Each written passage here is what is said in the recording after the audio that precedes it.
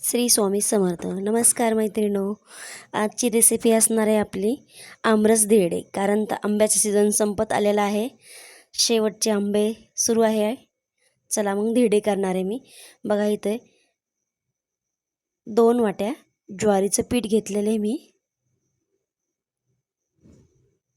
चाळून घेतलेले, आणि अर्धी वाटी छोट्या वाटीने बेसन पीठ घेतलेले, आणि त्याच वाटीने छोट्याशा अर्धी वाटी गव्हाचं पीठ घेणार आहे. सर्व पीठ मी चाळून घेतलेले आहेत. बघा गव्हाचं पीठ पण खूप थोडं घातलेलं आहे.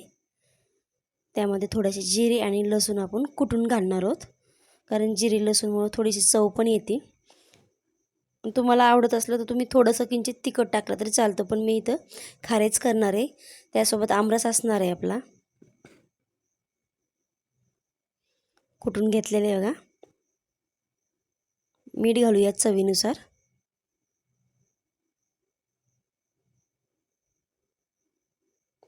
आणि 2 वाटी ज्वारीचं पीठ घेतलं होतं, त्याच वाटीने मी अगोदरनं सगळं पीठ एकत्र करून 1 वाटी पाणी घातलेलं आहे बघा.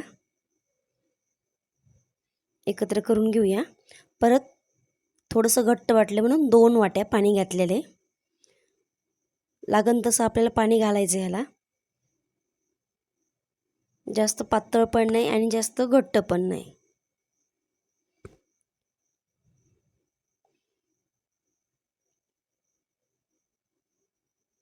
अजून 1 वाटी घातलेले मी,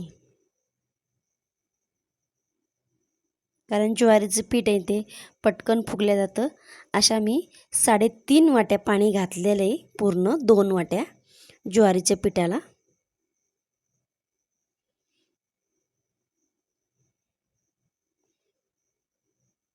थोडीशी जिरे ओवा पूड टाकली परत मी थोडीशी.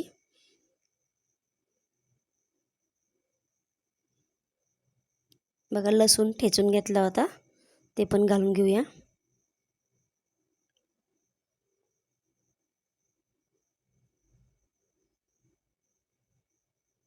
बघा किती पातळ झालेले बघा. जास्त पातळ पण नाही आणि जास्त घट्ट पण नाही.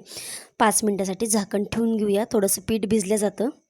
चला मग डोश्याचा तवा घेतलेला मी, आणि एक कांदा घेऊन त्याला चमच्यामध्ये लावून तरी तेल लावते मी. छान लागल्या जातं तव्याला. छोटे मोठे तुमच्या आवडीनुसार टाकू शकता धिरडे. मी मध्यम आकाराचे केलेले बघा.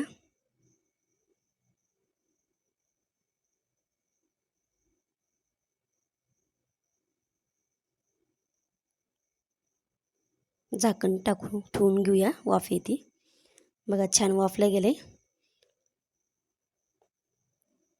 काढून घेऊया. दोन्हीकडून शेकायचं आहे आपल्याला त्याला. बघा मस्त दिसतंय का नाही. आणि रस पण तयार करून घेतलेला आहे मी.